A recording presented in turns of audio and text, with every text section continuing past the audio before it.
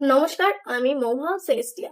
আজ আমি আপনাদেরকে কথা বলবো এমন এক মানুষকে নিয়ে যার বাণী আজও আমাদের অন্ধকার পথে আলো দেখায়।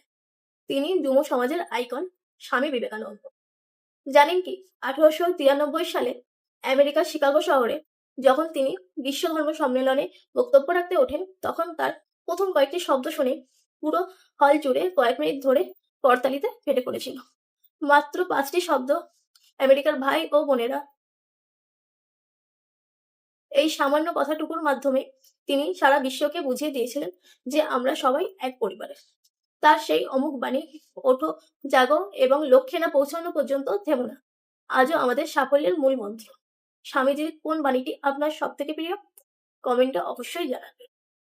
আর এমন সব মহাপুরুষদের জীবনের গল্প আরো শুনতে আমাকে এখনই ফলো করুন এবং চ্যানেলটি সাবস্ক্রাইব করে পাশে থাকুন। আমি মোহা সেলেস্টিয়া। আজ তবে আসি।